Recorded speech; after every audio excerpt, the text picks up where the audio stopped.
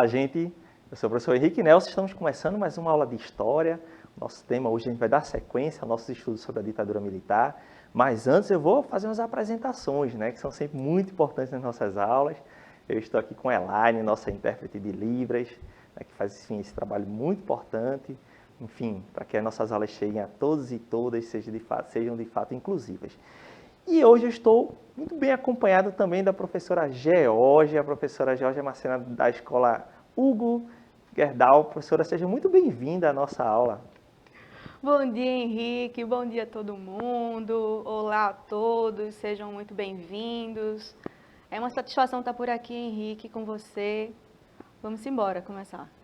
Olha, é isso aí, tá vendo? A gente vai ter aí, de agora em diante, muitas participações especiais, nossos professores e professoras da rede que estão aqui conosco trabalhando em todas as pontas, pelo melhor da nossa rede, pelo melhor para os nossos estudantes.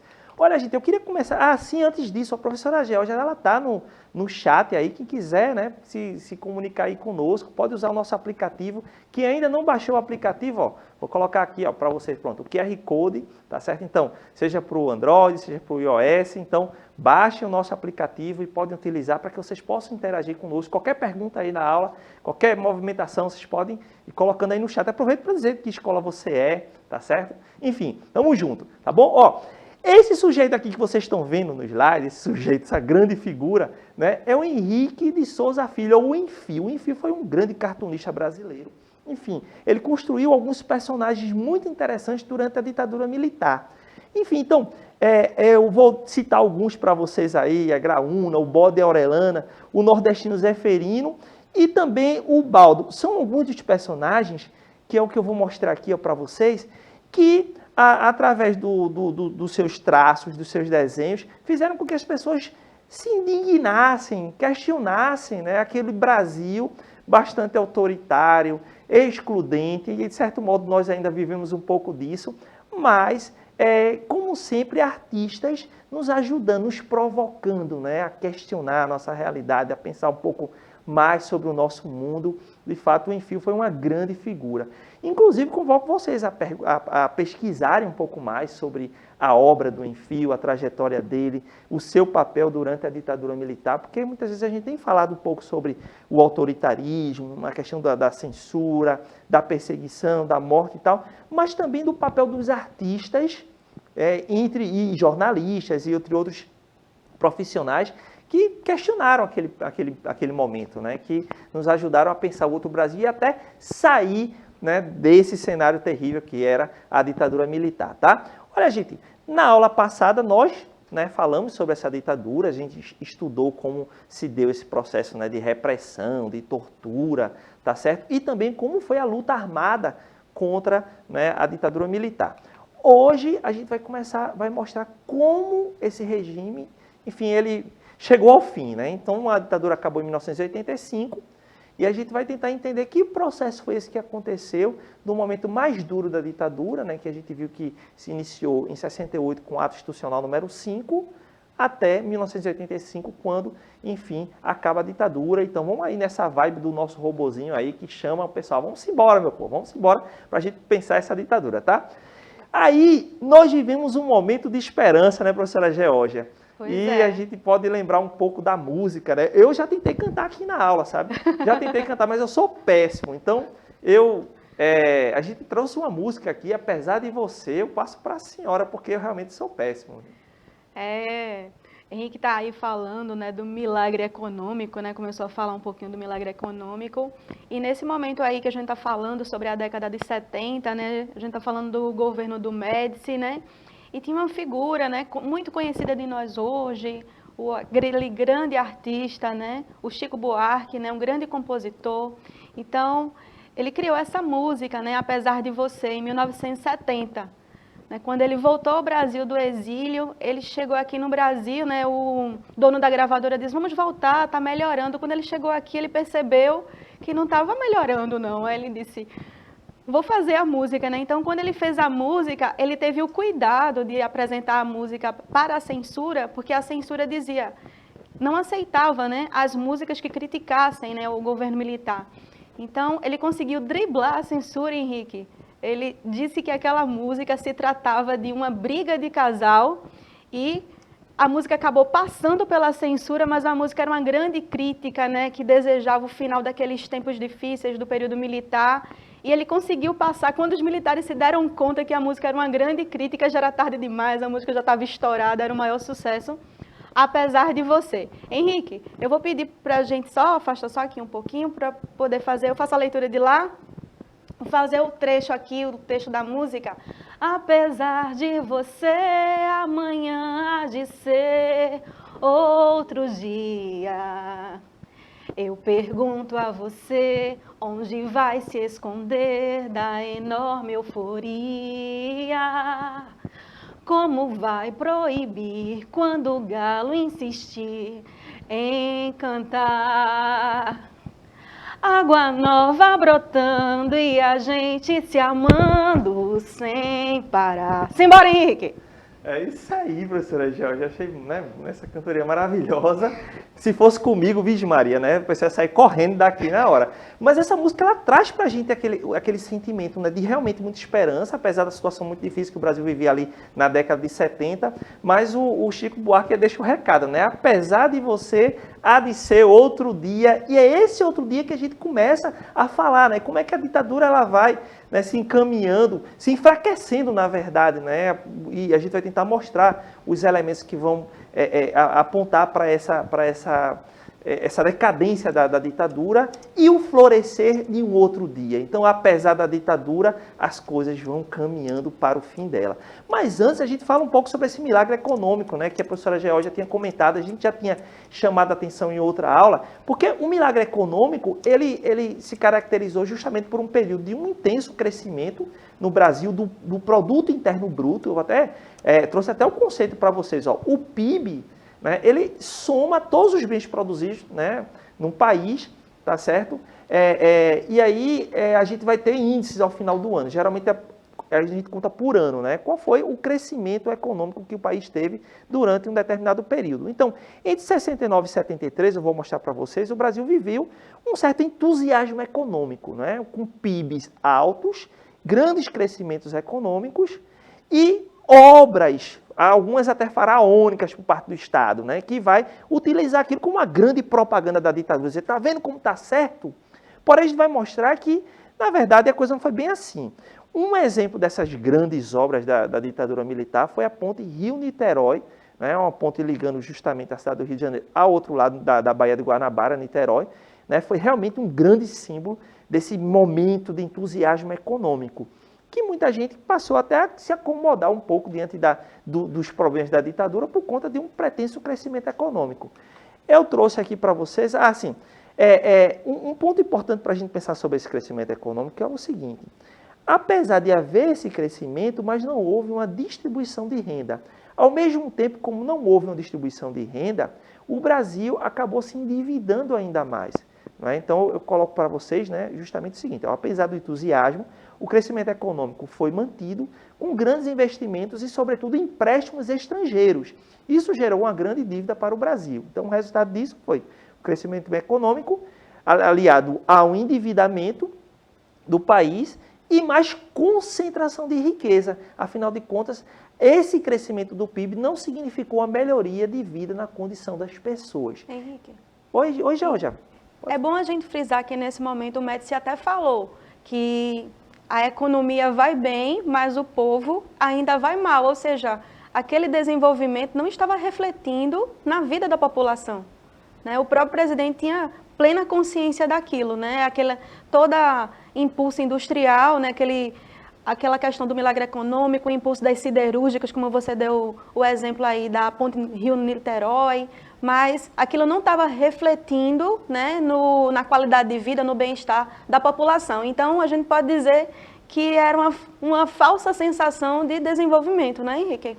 Zé, um país que cresce muito, mas que não há uma distribuição de renda, né? Ou seja, com o aumento do emprego, melhoria do salário, aumento do poder de compra das pessoas, melhoria da condição de vida das pessoas, não é um crescimento econômico de fato, né? O que acontece é que um setor muito pequeno acaba concentrando, né, esse investimento e esse endividamento do país, né? Eu tentei representar isso em números, a gente tem uma tabela aí, que é uma tabela muito séria, feita por estudiosos da economia desse período que mostra o seguinte: de fato, a gente vai ver que entre 1970, observem, entre 1970 e 73, a gente tem altos crescimentos do PIB, que 10, 11, 12, 14% de crescimento. Vou dizer que hoje o nosso crescimento, né, mal chega a 1%. A gente vive realmente uma crise na atualidade. Mas, nesse período, houve um significativo crescimento do produto interno bruto, que a partir de 74 ele começou a decair, e isso, inclusive, ajuda a explicar o próprio enfraquecimento da ditadura. Ou seja, quando a economia começou a ir mal, a ditadura passou a receber críticas de setores que até então apoiavam. Né? Setores que, se a economia vai bem, enfim, não importa o que está acontecendo com o povo. Né? Então, mas quando ela começou a ir mal, muitos grupos começaram a se voltar contra a ditadura. Mas eu chamo a atenção para a terceira coluna aí, né? Onde a gente tem dívida externa em bilhões de dólares. Vejam que esse crescimento econômico ele é acompanhado por um intenso endividamento do país.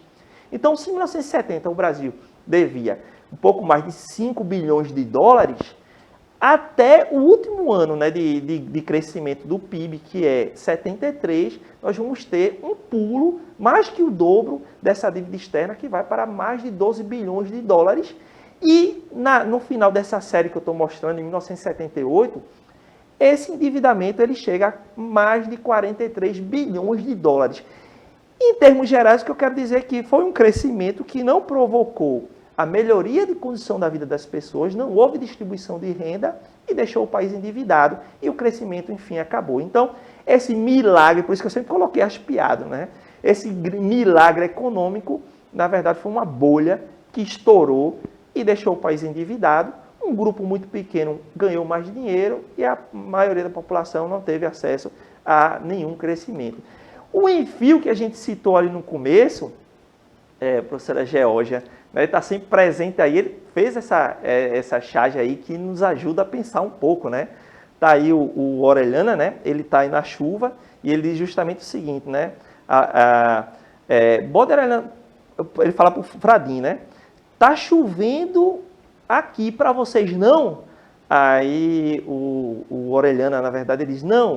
Né? Será que virei um dos 5% privilegiados que concentram toda a renda da chuva? Ou seja, que ele está provocando a gente dizer assim, para mim está chovendo, para vocês não estão chovendo não? Será que eu estou aqui entre os 5% que está chovendo? Então ele está dizendo o que aí para a gente? Justamente que apenas 5% dessa população, né, um grupo privilegiado, acabou chovendo durante o milagre econômico, né, se beneficiaram. O restante foi excluído, então realmente foi o enfio aí de forma muito perspicaz, sagaz, né? Faz essa crítica do milagre econômico, né, professora Geórgia? Pois é, e cada vez mais ficou muito claro, né, a má distribuição de renda, né, e as desigualdades cada vez mais latentes. E lógico, né, o povo passando por tudo isso, cada vez mais insatisfeito com o regime, né, e querendo a mudança, né, dele. E é bem nesse caminho. E se tiver alguém aí no chat participando aí conosco, você pode chamar a atenção, né, pode perguntar para qualquer momento, tá?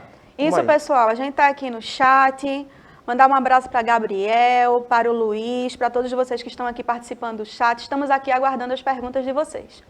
É isso aí. Né? Então, o pessoal do Hugo Gerdau, né, com o qual a professora Geórgia, né, enfim, trabalha, então fica atento aí também conosco, beleza? Então, gente, seguindo aqui, né, nós tínhamos falado sobre alguns dos presidentes militares, né, que são eleitos indiretamente, e a gente chega ao Ernesto Geisel. O Geisel, ele governou entre 1974 e 1978. Gente, o Geisel, apesar de ser um sujeito muito contido e tal, o exército como um todo, né, a gente tem falado que o exército, enfim, acabou governando o Brasil durante a ditadura militar, embora tivesse estabelecido uma certa capa democrática, porque o Congresso funcionava, mas funcionava de forma muito limitada. Eu já expliquei isso nas aulas anteriores, né? Quem era oposição, de fato, né, foi cassado. Então tinha uma oposição bem moderada lá do MDB, né, Movimento Democrático Brasileiro, que ainda estava lá fazendo uma oposição, mas muito moderada, porque senão o próprio governo, a qualquer momento, fechava o Congresso. Mas o Exército, ele não era homogêneo, nem todo mundo pensava exatamente do mesmo modo. Então existiam setores mais linha dura que queriam realmente embrutecer ainda mais a ditadura, tinha outros grupos que defendiam uma abertura um pouco mais lenta, né, gradual. Era o caso do Geisel, Então, o Geisel, junto com outros sujeitos, né, que faziam parte desses setores, que pensavam numa abertura, né, pensavam justamente o seguinte, defendiam justamente o seguinte, que eles deveriam encaminhar, né, o Brasil para uma abertura democrática, ou seja, para que, de fato, voltasse a ser governado pelos civis, que tivesse eleição, mas dentro da forma que eles queriam. Ou seja, continuavam cerceando, ou seja, limitando o direito dos grupos, escolhendo quem poderia entrar na cena política ou não, e quais eram as políticas que poderiam ser debatidas no país. Ou seja, vai voltar a democracia, mas do jeito que eles querem. Então, o Geisel representava bem isso, né? Então, como eu coloquei aí, o Geisel representava, de certo modo, o setor do Exército mais comprometido com a abertura da ditadura, visando a reintrodução democrática, né? Então, com isso, ele sofreu também uma oposição da linha dura do Exército, que chegou ao ponto de fazer até atentados, colocar bombas, né, para acusar as pessoas que brigavam contra a ditadura, e dizer, tá vendo como é que eles estão, então a gente precisa continuar no poder, né? O caso mais famoso é o do Rio Centro, né, onde alguns militares tentaram colocar uma bomba no meio de um evento, né, de pessoas completamente inocentes, mas a bomba acabou explodindo no colo deles, num carro ainda, e eles, né, morreram e acabaram não atingindo o seu objetivo. Mas foi o caso mais famoso dessa linha dura querendo provocar ainda mais confusão no país para que o Exército continuasse no poder. Mas o Geisel fazia parte, junto com outros grupos, com outros sujeitos, desse processo de abertura que sabe lá quando é que ia terminar, porque ele começa em 74, é bom dizer que, de fato, o primeiro presidente civil só vai assumir em 1985 e, mesmo assim, através de voto indireto, tá? Bom, apesar de prometer isso, então, como eu coloco aí, né, apesar de prometer preparar terreno para uma abertura política, os setores de linha dura do Exército ainda estavam ativos. E o governo Geisel não aceitou de jeito nenhum a oposição do MDB. E a nossa oposição pergunta, mas como assim, professor? A situação é a seguinte, que mesmo prometendo uma abertura, à medida que os grupos, né, de oposição começavam a ganhar força, então eles reagiam também.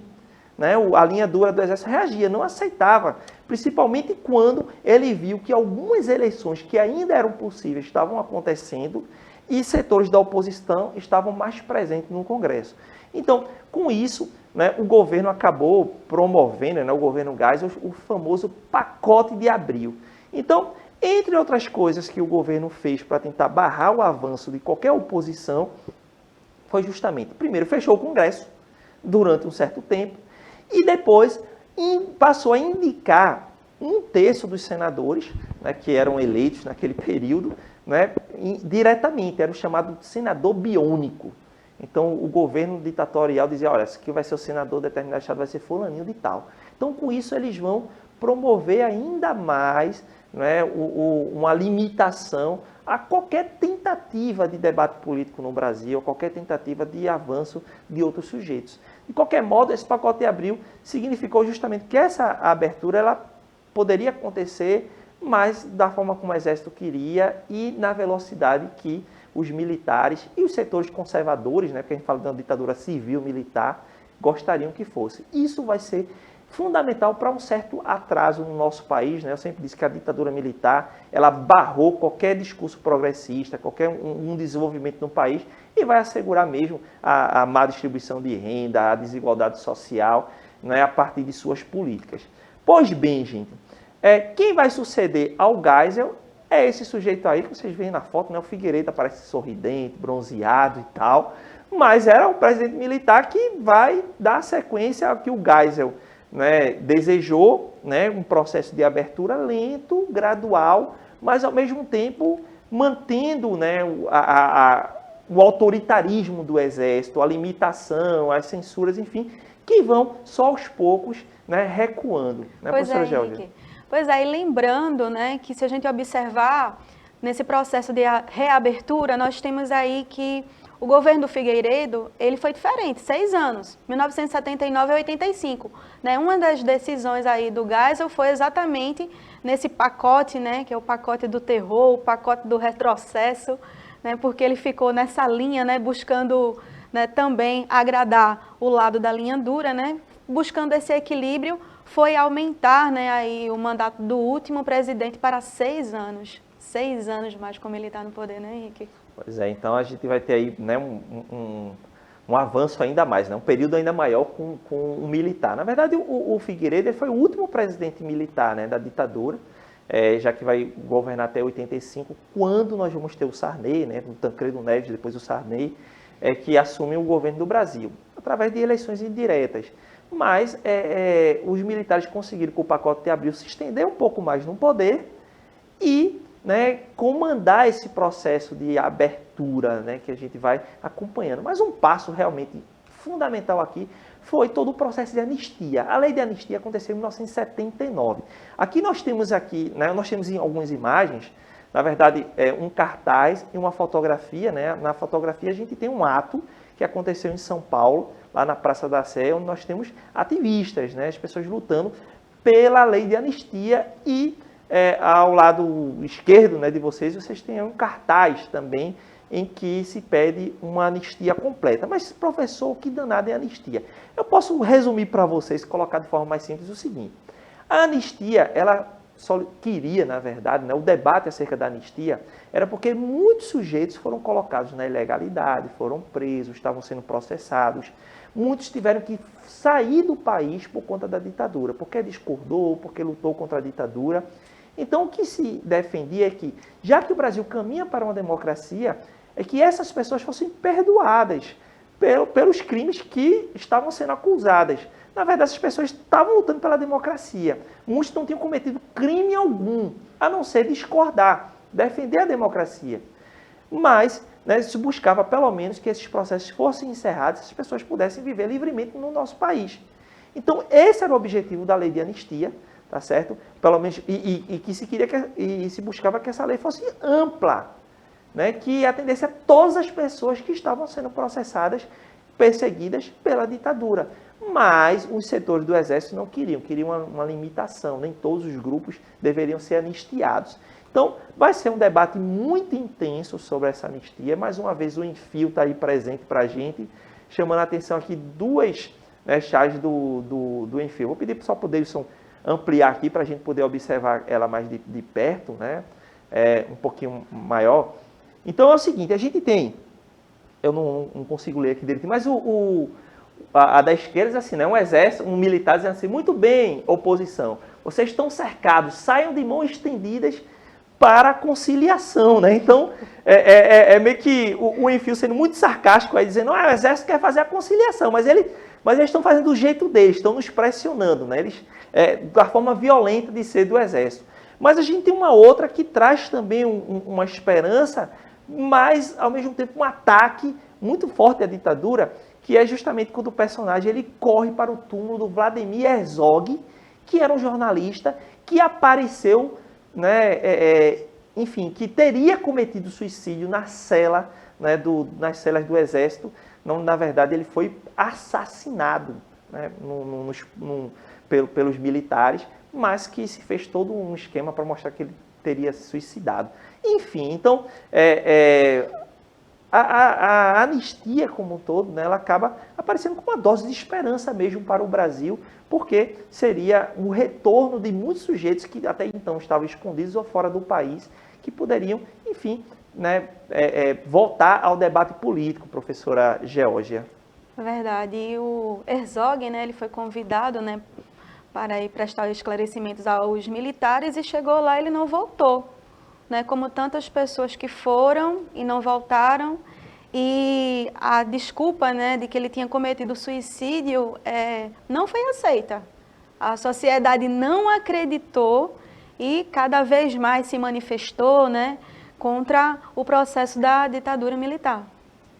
Pois é, então, a imagem que a gente trouxe do Enfio é muito rica porque, né, traz esse questionamento, né? Olha, a anistia acontece, muitos sujeitos podem voltar, mas muitos morreram, né? Então ela chegou muito tarde, né? Muitas famílias choraram. É verdade. Né? E aí... Seus mortos e desaparecidos até os dias de hoje, inclusive, né, amigo? Certamente, muita gente não... os crimes da ditadura ainda precisam, de fato, serem, né, infelizmente, não foram punidos. E não foram punidos justamente porque essa lei da anistia ela acabou sendo muito ampla. Não é? Ao contrário do que muitos setores queriam, não é? Como eu coloquei, apesar de toda a articulação do movimento democrático brasileiro, a lei anistiou todos os militares também que cometeram crimes, como assassinatos, torturas, né? E já muita gente que tinha sido preso e condenado porque lutou contra a ditadura, esses não conseguiram anistia. Então, por isso que hoje, muita gente, né, que ainda chora a perda dos seus familiares, enfim, o desaparecimento, ainda clama por justiça. Então, professor Jorge, a gente terminou a nossa aula, a gente começou a nossa aula com a esperança, né, de que amanhã vai ser outro dia, que se falava sobre isso. E eu queria terminar a nossa aula hoje com também uma outra composição que falava muito sobre essa lei de anistia, que é o Bêbado e o Equilibrista. Verdade. Então, a gente tem aí, né, começamos a música falando do apesar de você, amanhã há de ser outro dia. E a gente tem agora, eu vou pedir para ampliarem aí a música, né? A gente tem a música, um trecho da música, O Bêbado e a Equilibrista, de João Bosco e Aldir Blanc. Foi uma música feita no mesmo ano, né, da lei de anistia, na verdade, ele tá nessa música, essa música ela tem uma crítica, né, e ela clama, né, por esse processo. Né? Aqui, se a gente observar, ela fala, meu Brasil que sonha com a volta do irmão do enfio, com tanta gente que partiu num rabo de foguete, chora a nossa pátria mãe gentil, choram Marias e Clarices no solo do Brasil. É isso aí, gente, com essa cantoria maravilhosa, procurem essas músicas, né, para a gente aprender um pouco mais sobre esse período. A gente continua a falar sobre a ditadura militar na próxima aula. Então, tchauzinho, professora Georgia, muito obrigado. Até a próxima aula, pessoal. Tchau, um prazer estar aqui com vocês. Um beijo.